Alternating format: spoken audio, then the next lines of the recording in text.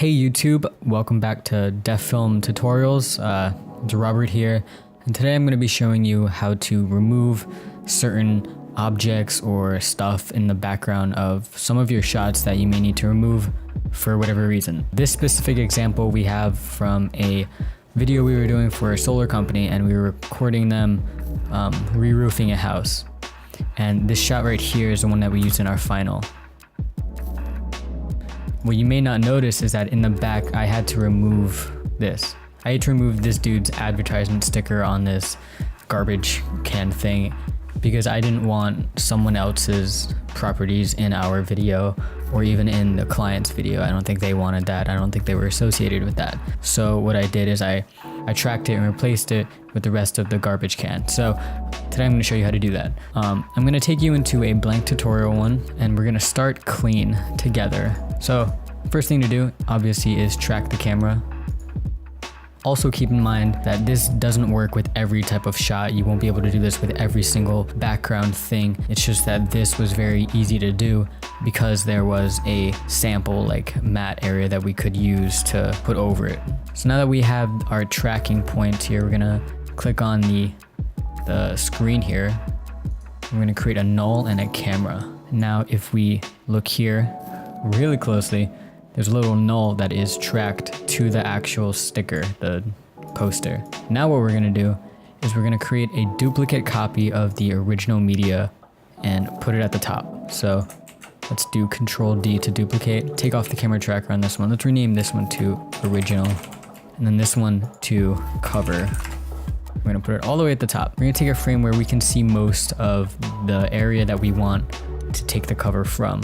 And in this situation, there is a wall right next to the sticker that is completely blank that we could totally use.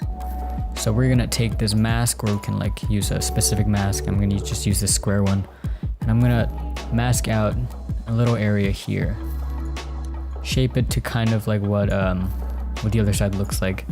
Now what we're gonna do is we're gonna freeze frame this because we don't want this clip to move, or else it's not gonna like be like a still image that's covering it. It's gonna be a video. We don't want to cover the video with a video, if you know what I mean. So we're gonna take this, we're gonna time freeze frame. Right now, if you notice here, we just have like a solid right there.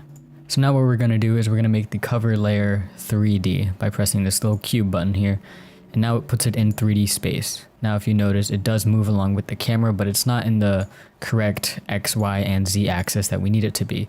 So we're gonna take those coordinates from the null that we got earlier and copy those with Control C to the position of the one in the back.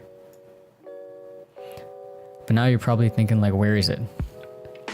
Because we pushed it so far back, we also made it really, really small. Now we're gonna have to take the scale and scale it back up. But because the anchor point is all the way over there, we're gonna have to like change the anchor point to there, and then move the layer without moving it in the Z, X, or Y space, just kind of dragging it, without touching that, and placing it somewhere in the middle. And then we're gonna increase the scale until it covers it about. And obviously it doesn't look right, but we're just getting the position. That looks about good if we watched it through.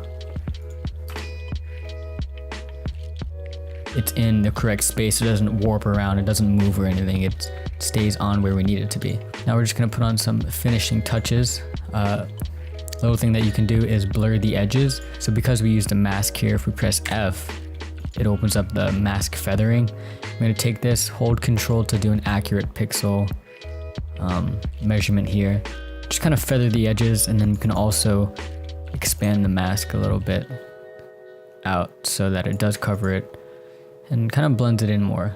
What you could also do is you can add a little brightness just so it matches it in the space that it's in, because it does look kind of like identical to that.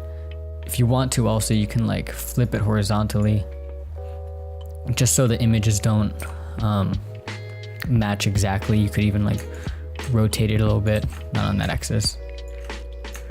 Nope, not on that one either. Yeah, rotate it a little bit. This is what I did for the video that I was in charge of, the solar company, and it worked out pretty well. I'll put a little clip of like what that turned out to be at the end of the video, and hope this helps. Share it with your friends. It's been Robert.